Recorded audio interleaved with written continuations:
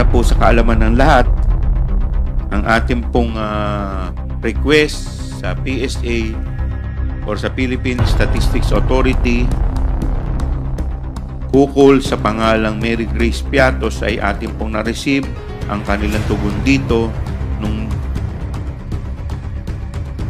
dated November 25, 2024 at dito sinasabi nila na base sa kanilang record sa pagpapatuloy na pagdinig ng House Quad Committee kaugnay pa rin sa controversial confidential funds ng OVP na pinamumunuan ni Vice President Sara Duterte, maraming nadiskubre ang Quadcom patungkol dito. Mula kasi sa mga pirmadong acknowledgement receipt na umano'y gawa-gawa lamang hanggang sa eksaktong daan-daang milyong pera ng taong bayan na nawawala. At sa video representation na to ng Quadcom sa House of Representatives ay naisiwalat kung nasaan na nga ba napunta ang milyon-milyong pera ng taong bayan na talaga namang nagpagulat hindi lamang sa mga kongresista kundi pati na sa taong bayan. Kasabay rin ito ang paglutang ng di umano'y tunay na Mary Grace Piatos na siyang nagpatotoo sa paglustay at paggastos ng milyon-milyong pera na nagkakahalaga sa mahigit 700 million pesos ng OVP na pinamumunuan ni Vice President Sara Duterte. Panuurin, pakinggang mabuti at kayo na ang bahalang humusga. Ngunit bago tayo magpatuloy, huwag kalimutang i-like, share, subscribe, and click the notification bell for more updates and for more upcoming videos. Maraming salamat! Tapos sa mga buwan ng masusing pagdinig at talakayan, marami na tayong natuklasan ng mga issue at gayon ay marami na rin po tayong nalaman ukol sa mga pangangailangan ng ating batas at regulasyon. Malayo na ang narating natin, ngunit alam pa rin natin na marami pa tayong kailangang busisiin. Isa sa mga pangunahing tungkulin ng Kongreso ay ang bumuo ng mga batas na tunay na maglilingkod sa ating bayan. Ang ating layunin ay hindi lamang lumikha ng mga batas, kundi bumuo ng mga batas na tunay na sumasailalim sa pangangailangan at hangarin ng bawat Pilipino. Sa bawat hearing tayo ay naglalakbay sa mga sulok ng ating mga batas, nagiging mata at tenga ng ating mga kababayan. Dito natin natutuklasan ang mga kakulangan ng ating batas. Mga puwang na bilang mga kongresista ay dapat nating sikapin na punan upang mas mapabuti ang ating sistema at ang kalagayan ng ating bansa. Bago ako magpatuloy, nais kong ipahayag ang taus-pusong pasasalamat sa lahat ng ating mga resource persons. Ang inyong dedikasyon ay nagbibigay liwanag sa madilim na landas ng katiwalian. Alam namin kung gaano kahirap ang inyong pagdalo sa mahabang pagdinig. Ang inyong presensya at pagsagot sa mga katanungan ng komite ay hindi matutumbasan. Aasahan po namin ang inyong patuloy na suporta at pasensya sa mga susunod na pagdinig ng komite. Nagsimula ang lahat na ito sa isang speech at isang request for investigation. Kung ating aalalahanin, nagkaroon ng privilege speech number 379 si Congressman Rolando Valeriano noong September 3, 2024 tungkol sa paggamit ng public funds ng Office of the Vice President mula 2022 hanggang 2024. At ang motu proprio na investigasyon sa manifestation ni Congresswoman Jervil R. Luistro noong September 2, 2024. Patungkol sa iba't ibang issue na nakapaligid sa budget ng Department of Education or DepEd. Kasama na rito ang hindi matagumpay na pagpapadala ng mga computer units sa mga teacher, estudyante at mga paaralan. Kaya't unang sinimulan namin ang pagtingin sa regular funds ng pangalawang Pangulo sa parehong OVP at DepEd. Para sa OVP, tinignan natin ang mga maranyang satellite offices kung ating aalalahanin. Nakakabahala na halos kalahati ng budget ng OVP para sa 2023 at 2024 ay napunta sa pagtatayo at pagpapanatili ng mga satellite offices nito sa buong bansa. Ang tanggapan ng Vice President Sara Duterte ay mayroon ding napakalaking budget na 2.3 billion noong taong 2023. At dahil sa mga hindi maipaliwanag na gastos, noong 2024 ay kinailangang bawasan ang budget ng kanyang opisina sa 733.2 million. Ngunit para sa taong 2025, muli siyang humiling na bigyan siya ng 2.37 billion pesos. Tungkol naman sa DepEd, sa panahon na siya ay secretary, lumitaw ang mga pulang bandila sa procurement ng mga laptop para sa DepEd computerization program tulad ng rig bidding at pagsasabuatan ng mga bidders. Siya rin ay hindi nakapaghatid ng laptop na nagkakahalaga ng 9 billion para sa mga programa ng e-learning ng DepEd na tila isang napakalaking pagkukulang sa panahon na lumalalang pangangailangan para sa mga kagamitan ng edukasyon. Ngunit sa ating pagdinig at pagsusuri ng budget utilization ng DepEd at OVP, paulit-ulit lumilitaw at pinaka nakakabahala ang mga issue patungkol sa confidential funds. Napakalaking halaga po ang perang ito. Sa OVP, mula 4th quarter ng 2022 hanggang 3rd quarter ng 2023, mayroong nagastos na 500 million worth of confidential funds. Habang sa DepEd naman, mula 1st quarter hanggang 3rd quarter ng 2023, ay may 112.5 million pesos naman. Suma total ay may 612.5 million pesos, higit kalahating bilyon ang hinawakang confidential funds ng ating Vice Presidente. Natural bilang mga mambabatas na may mandatong masiguro na nagagamit ng wasto ang pera ng taong bayan, paulit-ulit rin naming naitatanong, saan napunta ang confidential funds? Sa ating pagsusuri, lumitaw ang mga sumusunod na kakulangan o gaps sa ating batas. Number 1, ang halaga ng Fidelity Bond para sa Special Disbursing Officers or SDO ay napakababa kumpara sa pondo na kanilang hawak. Tulad ni SDO Gina Acosta na may approved amount of bond na 8 million pesos pero ang kanyang amount of accountability ay 500 million pesos. Si SDO Edward Fajarda naman ay may approved amount of bond na 4 million pesos pero ang kanyang amount of accountability ay 50 million pesos. Pagpapatibay ng mga patakaran ng COA tungkol sa budget at mga technical resources. Pangatlo, pinaka nakakabahala rin ay tila walang maayos na sistema o paraan upang masiguro o ma-check o audit ng COA na nasa wasto ang paggasta ng mga confidential funds. At ikaapat, malinaw na mga alituntunin sa mga detalye na dapat isama sa physical and financial plan na dapat ding suriin ng mga ahensya ng pambansang gobyerno at hindi lamang sa Department of Budget and Management. Gayon din, ang kinakailangan ng pagsusumiti ng mas detalyadong ulat under oath ng mga accomplishment and liquidation reports kasabay na ang mga ebidensya ng accomplishment na ito.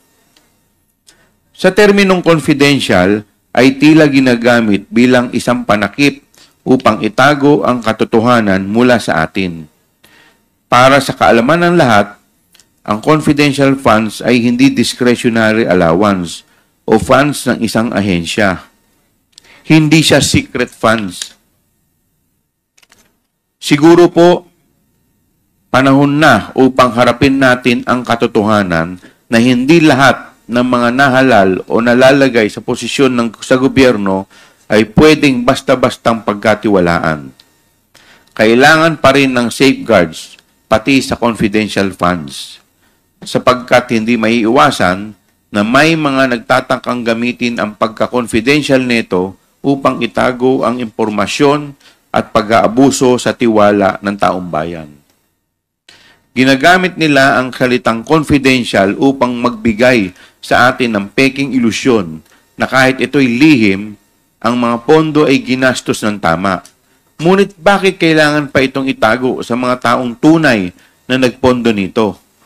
Ang mamamayang Pilipino ay may karapatan malaman kung saan napunta ang kanilang pinaghirapang pera.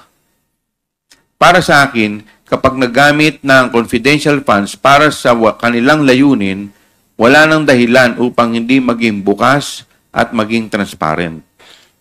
Walang mawawala kung sila'y mag-uulat kung paano ginastos ang mga pondo dahil tapos na rin naman na yung confidential operations kung saan ito pinaggamitan. Sa ngayon, naghahanda na po kami ng 2 batas upang masolusyonan ang ilan sa mga pagkukulang na natuklasan natin. Una, an act regulating the allocation and utilization of confidential and intelligence funds imposing penalties for misuse and misappropriation o ang Confidential and Intelligence Funds Act. Pangalawa, an act regulating special disbursing officers and imposing penalties for misappropriation o ang act regulating SDOs. Sa Confidential and Intelligence Funds Act, layunin naming tugunan ang tila maluwag na alituntunin batay sa Joint Circular number 2015-01. Sa mga hearing, nakita natin na pinapayagan ang mga resibo na may pirma lamang at hindi mabasang sulat kamay mula sa mga hindi nakikilalang tao bilang patunay ng liquidation. Panahon na upang magpatupad ng mas mahigpit na mga alituntunin sa paggamit ng mga confidential fund para sa mga confidential na gastos. Bagamat mahalaga ang mga confidential funds para sa pambansang seguridad, dapat itong balansehin sa tungkulin ng gobyerno na protektahan ang paggamit ng pampublikong pondo at ipatupad ang kinakailangang pagbabago sa batas, kaya taimtim naming hinihiling ang pag-aproba ng panukalang batas na ito. Samantalang ang Act Regulating Special Disbursing Officers and Imposing Penalties for Misappropriation, layunin nitong palakasin ang proteksyon ng pera ng bayan dahil ito ay madaling maging target ng mga head of agencies at special disbursing officers na abusuhin ang paglabas ng pondo sa milyong-milyong halaga at bilyon-bilyon na walang wastong liquidation at walang takot sa parusa. Muli rin naming bibisitahin ang mga patakaran ukol sa fidelity bonds at ang inaprubahang halaga ng bond ng mga HOAs at SDOs dahil nakita naman natin kung gaano kalaki ang pagkakaiba nito na tila nawawala na ang kabuluhan, ang layunin ng pagpapataw ng bond mula sa simula. Bagamat marami pa rin katanungan tungkol sa confidential funds, sapat na ang ating natuklasan para magampanan ang ating mandato na gumawa ng batas para sa ikabubuti ng ating bansa. Ngunit hindi tayo titigil sa ating pag-iimbestiga sapagkat ang confidential fund ay isang bahagi na lamang ng budget ng OVP at ng DepEd. Marami pa tayong kailangang busisiin at suriin upang matukoy kung ano pang aspeto ng paggamit ng pera ng bayan ang kailangang punan ng batas. At para po sa kaalaman ng lahat, ang ating pong request sa PSA or sa Philippine Statistics Authority ukol sa pangalang Mary Grace Piatos ay ating pong na-receive ang kanilang tugon dito nung dated November 25, 2024 at dito sinasabi nila na base sa kanilang record ay walang ipinanganak na Mary Grace Piatos ang pangalan. Alinsunod dito, tayo po ay sumulat upang isumite ang 677 pang pangalan na nakalagay sa acknowledgement receipt ng DepEd kung saan tayo po ay binigyan ng tugon ng Philippine Statistics Office dated December 8, 2024 at dito kanila pong sinasabi na out of 677 individuals, 405 ay walang birth certificate o walang record sa birth certificate o pwede nating sabihin na non-existent.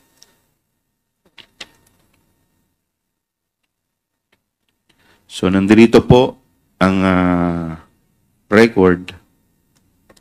Muli, maraming salamat sa inyong oras at sama-sama tayong magsikap para sa mas mabubuting batas para sa bayan. I will now turn over the floor to my colleagues who have expressed interest in making a presentation to the public. Your Honor, may I please be recognized for Yes, recognition? Comsec, you're Yes. recognized. Thank you. May I please recognize Honorable Raul Daniel A. Manuel from Kabataan Party List, Honorable Amparo Maria J. Zamora from the 2nd District of Taguig, and Senior Vice Chairperson Honorable Benvenido M. Abante Jr. from the 6th District of Manila. Thank you, Your Honor. Thank you. I believe we'll begin with Congressman Acop. Congressman Acop, Thank you're you. recognized. Yes. Thank you very much, Mr. Chair. Magandang umaga po sa atin lahat. Sa mga kapwa ko miyembro ng Committee on Good Government and Public Accountability at saka sa publiko na nakasubaybay sa ating mga hearings. Isa po sa pinagmulan ng legislative inquiry na ito ay ang privilege speech ni Honorable Rolando Valeriano noong ikatatlo ng September 2024, delivered before the plenary session of the House of Representatives. Simple lang po ang pinaghuhugutan ng privilege speech na ito. Transparency and accountability on the expenditure of public funds. Sa pamamagitan ng mga hearings ng ating committee ay ating ginampanan ang tungkulin na alamin ang mga kakulangan sa ating batas at busisiin ang paggastos ng mga nakaraang ipinagkatiwalaang pondo ng bayan upang masigurado ang transparency at accountability ng ating pamunuan. Ulitin ko po yung sinabi ni Honorable Roland Valeriano. Tungkulin natin dito sa Kongreso na busisiin ang panukalang budget ng ehekutibo at ang paggastos ng mga nakaraang pinagkatiwalang pondo ng bayan. Hindi pera ng pangalawang Pangulo. Ang Office of the Vice President budget para sa taong 2022, 2023, 2024 at 2025. Pondo ng bayan yan. Kaya mayroong budget hearings ay para malaman ng madlang people kung paano ginagastos ng mga opisina ng gobyerno ang pondo ng bayan na pinagkatiwala sa kanila. Ito po ay ayon kay Honorable Roland Valeriano. Nagsimula nga po ang hearings natin sa pagbusisi sa paggamit ng mga nakaraang budget ng mga opisinang pinamumunuan ng Office of the Vice President. Ang pinakamalaking parte ng pondo sa socio-economic program na umaabot ng humigit kumulang 2.2 billion pesos for 2023 at 1.75 billion for fiscal year 2024, pero hindi po malinaw ang mga benepisaryo. Ayon po sa Office of the Vice President, ang mga components ng programang ito ay ang mga sumusunod: libreng sakay, pagbabago campaign, OVP food trucks, livelihood programs like Magnegosyo Taday and Peace 911, medical assistance, burial assistance, and public assistance. May listahan silang binibigay sa COA ukol sa mga benepisaryo ng mga programang ito. Pero kapansin-pansin po sa mga accomplishment reports o ARs na sinubmit nila para sa confidential funds na may tila hiwalay pa ng pamimigay ng medical and food aid na kinukuha raw sa confidential funds. Halimbawa, noong February 6 to March 29, 2023, halagang 42 million in medical and food aid was given using confidential funds, while another 40 million noong April 25 to June 30, 2023 ang pinamigay kuno gamit ang confidential funds na hindi dumadaan sa regular na proseso ng procurement at aid distribution. Kinalaunan, ating natuklasan ang nakababahalang paglustay ng confidential funds ng Office of the Vice President at pati na rin ang Department of Education. Nakita natin na nababalot ng secrecy and lack of transparency ang paghawak ng Office of the Vice President at ng Department of Education noong sekretarya pa nito si Vice President Sara Duterte. Ang confidential funds na inilagak sa kanila noong taong 2022 at 2023 for OVP at 2023 for Department of Education. May mga resource persons tayo noon na hindi sumisipot o sinasabing wala silang personal involvement o participation. Mayroon ding ayaw naman mag-take ng oath upang magsasabi ng pawang katotohanan lamang sa komite na ito. Hindi exaggeration na sabihin na tayo ay dumaan sa butas ng karayom at napakadaming roadblocks para umabot tayo sa puntong ito. Ngunit unti-unti, sa pamamagitan ng ating masusi at porsigidong pagtatanong at sa paghahanap ng mga facts at ebidensya, ay ating natanggal ang secrecy na nagkukubli at nagtatago sa katotohanan sa kung ano ba talaga ang nangyari at kung saan o kanino napunta ang pondo ng bayan. Ito po ang money trail ng confidential funds ng OVP at DepEd based on the testimonies of Special Disbursing Officers Madam Gina F. Acosta ng OVP at ni Ginoong Edward Fajarda ng DepEd. The money trail of the confidential funds for both agencies looked exactly the same. First, after finishing all internal financial processes and documentations and securing all required signatories in the disbursement vouchers, including Vice President Sara Duterte herself, the SDOs received the land bank checks representing the confidential funds for each quarter. Malalaking halaga po ang mga ito. Sa OVP pa lang, nakakuha sila ng 125 million bawat quarter simula noong 4th quarter of 2022 hanggang 3rd quarter of 2023. Sa DepEd naman, 37.5 million kada quarter for 3 quarters or a total of 112.5 million. Sumatotal, 612.5 million po lahat. The SDOs themselves are the payees in these quarterly checks. The next step was for the SDOs to encash the confidential funds checks. Sabi po ni SDO Edward Fajarda, pina-encash po niya ang bawat isa nung tatlong 37.5 million checks sa Land Bank Dex branch, cold cash. Nilalagay sa 2 duffel bags at isang backpack ang cash.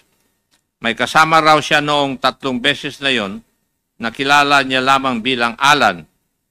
Matapos mag-encash, dinala niya ang cash sa kanyang opisina sa DepEd.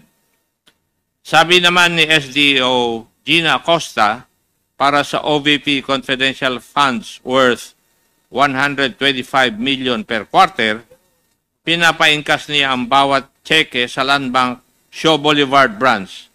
Kasama niya si Assistant Chief of Staff Lemuel Ortonio at dalawang di mapangalanan driver sa pagpapaingkas ng bawat cheque. 4 na beses, inilalagay raw nila ang 125 million cash sa 4 na duffel bags. Pareho sinabi ni Acosta at Ortonio na mula sa Land Bank ay pumunta na sila sa opisina ni Madam Gina Acosta sa Office of the Vice President. As if it was all planned and orchestrated or part of a common design, both SDO Acosta and Farda said that the Vice President directly instructed them to hand over the cash representing the confidential funds to certain security officers. For DepEd, may itinalaga raw si Colonel Raymond Lachica, ang head ng Vice Presidential Security and Protection Group ng isang security officer na nangangalang Colonel Dennis Nolasco, kung saan weekly nagbibigay ng pondo si SDO Fajarda amounting to 4 to 6 million per week. For the Office of the Vice President, si Colonel Lachica raw mismo ang security officer na buong pinag-aabutan ni SDO Acosta ng 125 million every quarter. Matapos di umano ibigay ng mga SDOs ang pera sa mga security officers na sina Colonel Nolasco at Colonel Lachica, wala na raw silang partisipasyon sa actual disbursement ng confidential funds. Wala silang ibang basehan sa kung anong nangyari sa pondo, kundi sa pamamagitan ng mga accomplishment reports na kailangang ihanda at isumite para sa liquidation ng confidential funds. Malinaw po sa kwento ng mga SDOs na hindi sila ang nag-disburse o nagbayad ng payments to the informants and other supposed payees ng confidential funds. Naturalmente, hindi rin sila ang gumagawa ng accomplishment reports kasi wala silang kaalaman kung papaano nagasta ang pera ng bayan. Ito po ang parehong sinabi sa hearing ni na SDO Acosta at SDO Fajarda.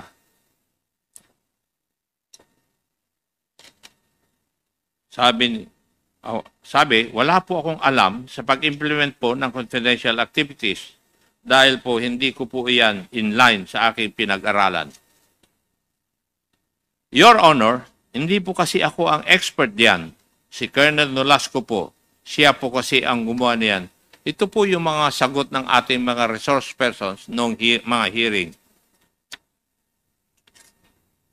It is also being made to appear that the acknowledgement receipts or the documentary evidence of payments, o tawag natin ay DEPS, supposedly also came from these security officers.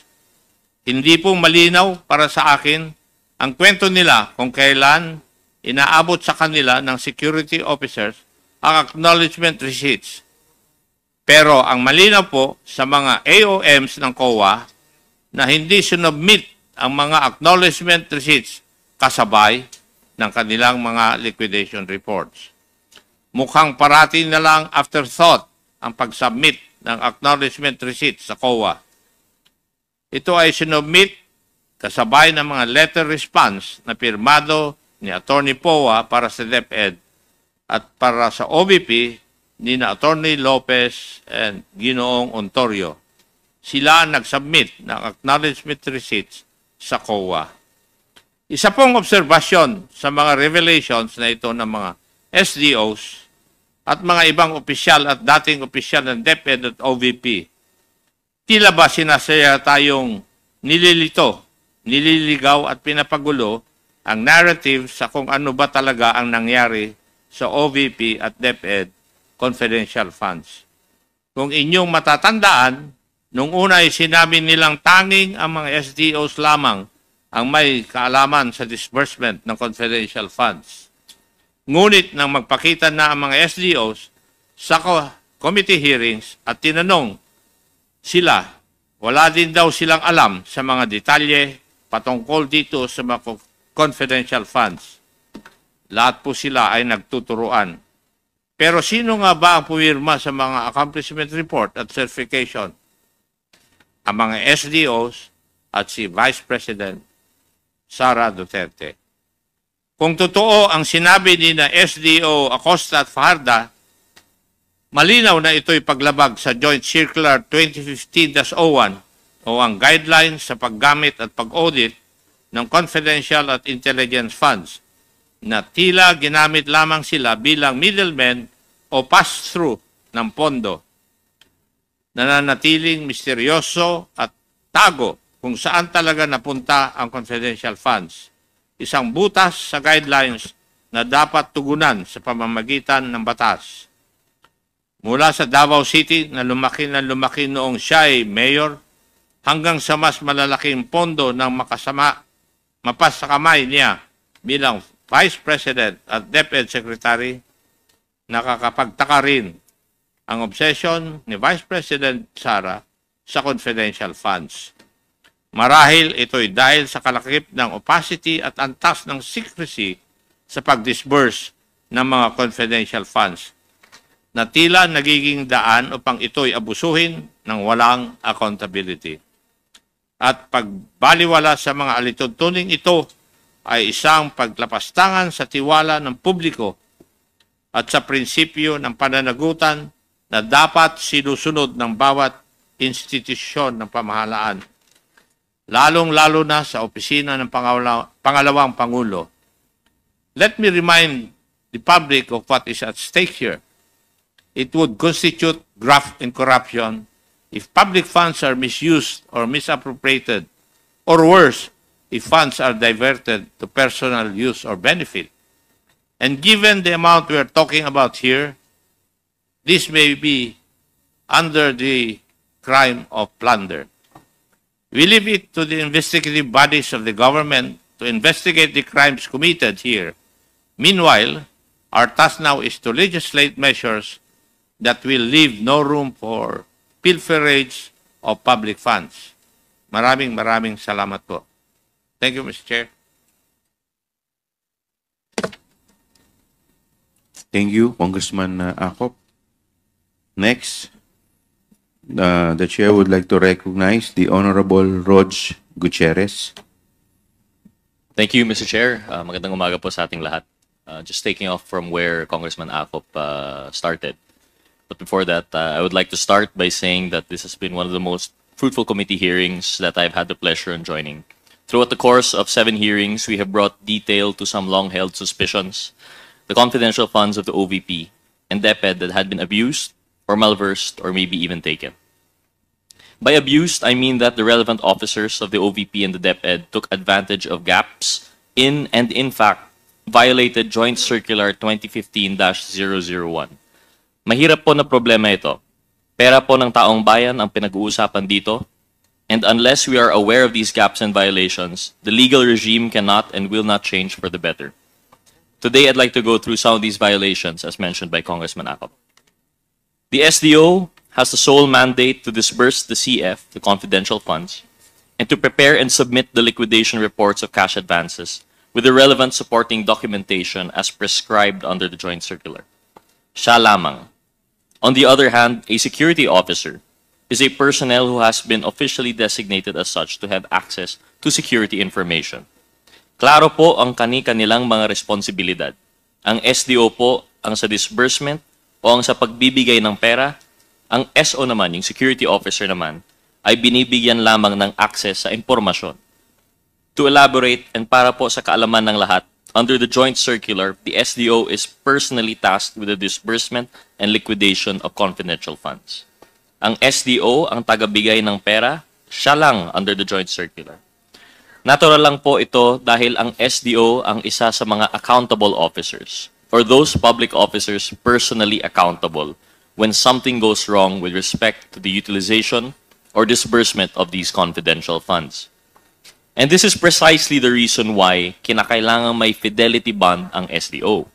The fidelity bond is there so that if anything happens to the funds while it is in the custody of the SDO, sigurado na may maibabalik pa rin na pondo to the government through the bond and for the security of the taxpayers.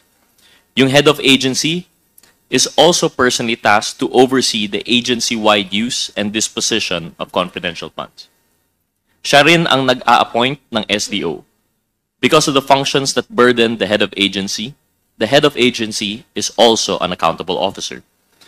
Sa makatuwid, yung SDO po yung inaatasan ng batas natin na humawak at siguraduhing mapunta ang confidential funds sa naaayon na confidential expenses allowed under the Joint Circular. Hindi niya pwedeng i-delegate ang custody ng confidential funds dahil siya ang mananagot rito. Hindi niya pwedeng iutos sa iba. Hindi pwedeng ibigay sa security officer. In the case of SDO Edward Fajardo of the DepEd, while he has admitted to having encashed the 3 checks amounting to 37.5 million pesos each, he has also claimed that he did not know or had no way of knowing how the funds were to be utilized after handing them over to the designated security officer. Mr. Fajardo stated that since it was Colonel Nolasco who is the expert in confidential operations, it was Colonel Nolasco who supposedly made the disbursements of the confidential funds in different localities. It begs the question, sino po ba ang totoong special disbursing officer? Kung ang nag-iisang taong pinagdi-disperse ng SDO ay si Colonel Nolasco, kung pagka-encash ng cheque ay agara naman itong inaabot sa security officer. Whatever happened to Mr. Fajardo being an accountable officer under the Joint Circular? Kung wala siyang slightest idea kung saan napupunta o kanino ibinibigay ang confidential funds? Is his role in this entire process simply ministerial? We beg to disagree. Mr. Fajardo is not just a simple bagman that would withdraw the funds and turn over to the security officer. His role, as material as it is, carries with it discretion. Discretion to ensure the accuracy of the data in the liquidation reports and to be accountable for the disbursements from the cash advances of confidential funds. But Mr. Fajardo admitted that he merely relied on the documents evidencing payments submitted by the security officer. His failure to exercise the standard care and diligence required of and inherent in his function is the height of irresponsibility and is in clear violation of his mandate under the Joint Circular. At bakit po nangyari ito? Dahil ito raw ang sabi ng head of agency ng DepEd doon na si VP Sara na ibigay ang pera sa security officer. Same case po tayo with SDO Gina Acosta of the OVP. Ms. Acosta also admitted that the utilization and payment of the confidential funds involves her handing over the money to a security officer per the instruction of no less than head of the agency, Vice President Duterte. SDO Acosta also supposedly never knew where the security officer took or expended the confidential funds. She has only testified on the basis of the information supposedly fed to her, without certainty as to who are the actual recipients or payees of the confidential funds, whether they are even actual persons. In the past hearings, it has always been made to appear that Ms. Acosta for OVP and Mr. Fajardo for DepEd would have the most knowledge as the SDOs of the confidential funds. And we have always been made to believe that it would be the two of them who would be able to shed light on the discrepancies flagged by the COA and the other erroneous and false matters po na didiscover po namin through these hearings. Unfortunately, the SDOs themselves violated their own accountability, their own certifications in the liquidation report. With them disclaiming knowledge kung saan or kanino ba talaga pumunta ang bawat sentimo ng confidential funds, they violated a particular responsibility under item 4.15.1 of the Joint Circular, where they are supposed to certify at least 2 things: na sila ang accountable for the disbursements of confidential funds and that the expenses were incurred in connection with the agency's confidential activities. How can they faithfully attest to these kung binibigay lang din naman nila yung confidential funds sa ibang tao or empleyado? Basta mangako din sa kanya yung empleyado, halimbawa, nagagamitin yung pera pambayad sa informer or pang-conduct ng surveillance activities. Now let's move on to another reeling discovery na atin din pong na-uncover throughout the hearings. And this is with respect to the certifications issued by officers of the AFP, submitted by the DepEd to the COA in support of the DepEd's utilization of confidential funds for payment of rewards to informers. matatandaang mahigit 15 million pesos of the confidential funds spending of the DepEd went to payment of reward to informers. This expense item has been flagged by the COA in view of the DepEd's failure to provide sufficient supporting documentation on the success of the agency's own information gathering and surveillance activities. Para po ipaalala sa nakakarami, under the joint circular, one of the conditions that must be met in order for an agency or office to use confidential funds to pay rewards to informers is supporting documentation evidencing the success of the information gathering and or surveillance activities on account of the information provided by the informer. Based on the respective accomplishment reports and the acknowledgement receipts submitted by the OVP and the DepEd, the total amounts utilized for the payment of reward to informers is 96,980,000 pesos for the OVP, covering the period from the fourth quarter of 2022 until the third quarter of 2023, and 21,921,000 pesos for DepEd from the first to third quarters of 2023. This is a total of 118,901,000 pesos. Napakarami po sanang classroom, tuition, sweldo ng guro, at iba pa ang pwedeng paggamitan nito. I stress also that this amount of money is just for supposed payment of rewards. It does not include all other things for which confidential funds were spent for. When inquired about the certifications which the DepEd submitted to the COA, former Undersecretary and Chief of Staff of the Office of the Secretary of DepEd, Mr. Michael Poa, admitted to having asked retired Major General Nolasco Mempin to secure said certifications from the AFP as a means to justify the use of confidential funds, despite DepEd not being directly involved in AFP-led activities.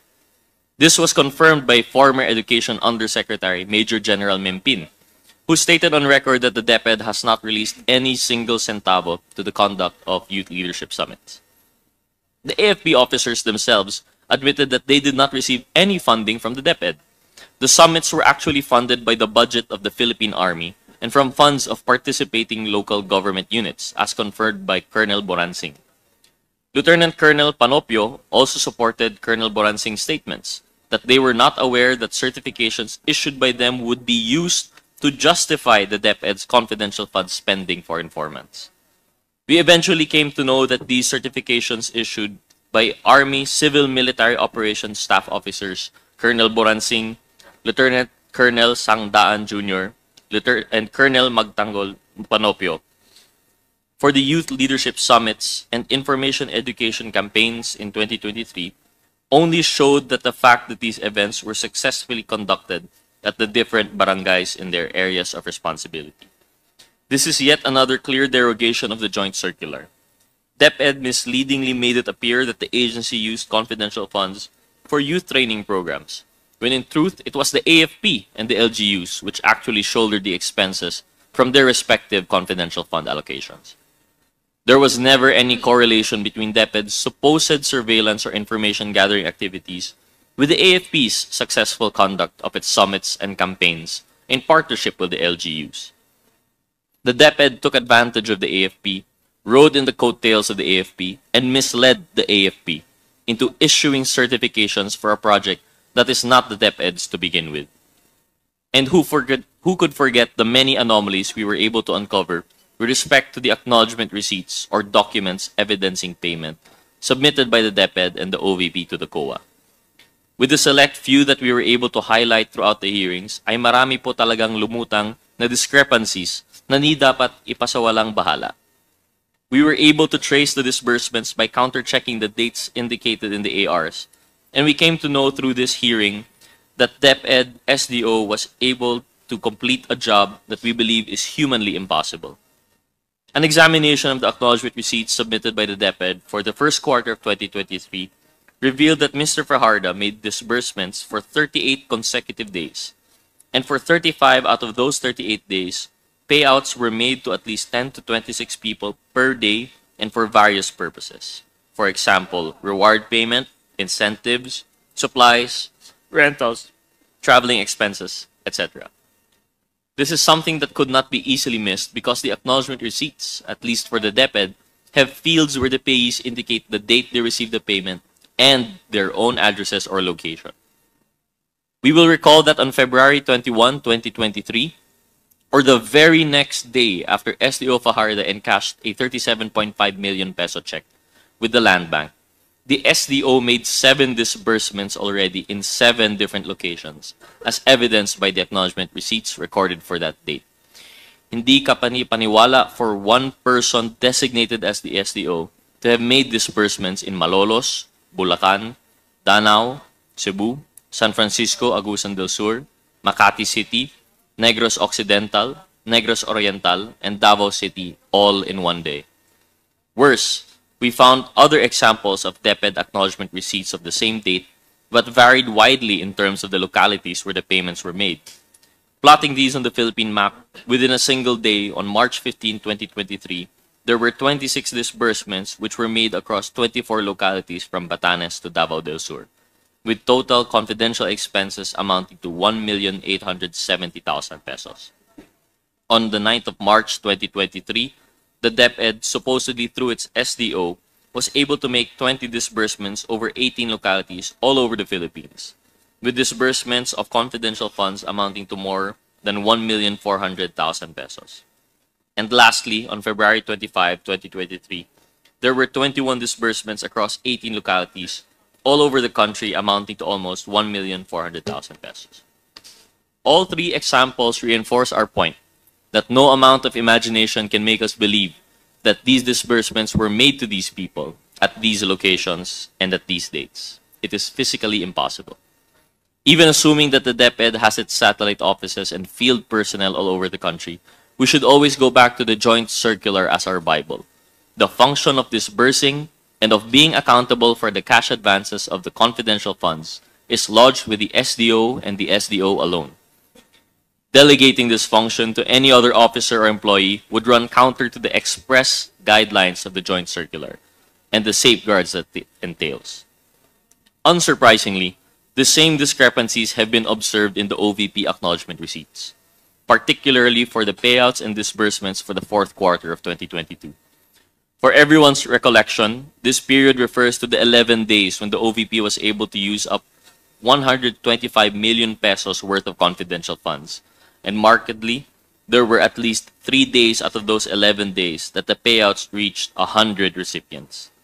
For instance, noon pong December 23, 2022, based on the records and the AR submitted by the OVP to the COA, SDO Gina Acosta was able to disburse more than 15 million pesos to 103 distinct individuals for various purposes. Tila po ba naka-hyperdrive na ang naging pag-disburse ni SDO Acosta para siguruhing ma-expend ang allocated confidential funds sa OVP sa mga nalalabing araw ng 2022. Notably, the following day or Christmas Eve of 2022, these disbursements continued based on the 40 acknowledgement receipts from the OVP on this date. It spent a total of 5,429,000 pesos on supposed confidential activities. Grabe talaga itong OVP non-stop kahit magpapasko na. Whoever disbursed more than 5 billion pesos truly embodied the spirit of generosity during the holidays. If it was actually true, this amount was disbursed for confidential expenses. Lastly, we found acknowledgement receipts that the OVP reported and submitted for the 4th quarter of 2022, but bear dates outside the period for which they are intended to be used as proof. Na-observe po namin how the OVP 4th quarter acknowledgement receipts were dated December 2023, when they have been supposedly paid out to and received by the recipients in 2022. Understandably, a person can instinctively write the past year in documents when welcoming a new year. But we find it very eccentric po, kasi for a person writing a date in 2022 and mistakenly indicating the immediately succeeding year, 2023, wala po yata ibang reason dito except that the acknowledgement receipts were indeed executed in 2023 and not in 2022, contrary to what the OVP is trying to establish. Sa dami po nang na-discover natin in the past hearings na sinubaybayan po ng publiko, we uncovered irregularities and deficiencies in the disbursements and reporting of the confidential funds allocated to the OVP and to the DepEd. This has been an extremely insightful exercise of our mandate as we were able to examine the sufficiency of our current legislation and how this current legislation safeguards us from potential misuse and abuse of public funds, as well as the potential malfeasance, misfeasance, and nonfeasance in the office by officers and employees of the government. Our task does not end here. It is now our duty to craft legislation that will protect the public coffers and ensure that they are not used and abused by public servants for their personal agenda. With that, Mr. Chair, I conclude my part of the hearing. Thank you, Paul. Thank you, Congressman Gutierrez. Next is Congressman Zia Alonto Adjong. Thank you, Mr. Chairman. Bismillahirrahmanirrahim. Assalamualaikum warahmatullahi ta'ala wa barakatuh. Mr. Chairman and fellow members of this honorable committee, to my fellow Filipinos who are watching right now, what we have witnessed in the past 7 hearings before this Committee on Good Government and Public Accountability of the House of Representatives has left us with more questions than answers. Ang mga tanong po natin dito, hindi nakukuha ang kakulang sagot. Bagkus, nanganganak pa ng maraming tanong. But one thing, Mr. Chairman, is extremely clear to this representation. Tayo po ay na-scam sa pamamagitan ng libu-libong acknowledgement receipts na basta-basta lamang dinoktor or gawa-gawa lamang. Mr. Chair, almost 5,000 acknowledgement receipts of dubious origin, kapalit ang 612.5 million pesos na confidential funds na basta-basta lang naglaho mula sa kaban ng bayan sa ilalim ng pamumuno ng ating Vice Presidente. Mr. Chair, 612,500,000 pesos o mahigit kalahating bilyon. Mr. Chair, ito po ang pondo ng bayan na nawala o hindi ma-explain mula lamang December 2022 hanggang September 2023. 9 na buwan lamang po, Mr. Chairman. Sa ganitong halaga, halos budget na po ng isang buong ahensya para sa isang buong taon ang pinag-uusapan po dito. Pinaglaruan po tayo? Niloko ho ba tayo? O pinaglaruan po ang publiko pagdating sa kanilang pondo? Mr. Chairman, sa item 4.12 ng Joint Circular, ang requirement po sa government agencies na nagdi-disperse ng confidential funds is to submit documentary evidence of payment upon the liquidation at the end of the period for which it was allocated.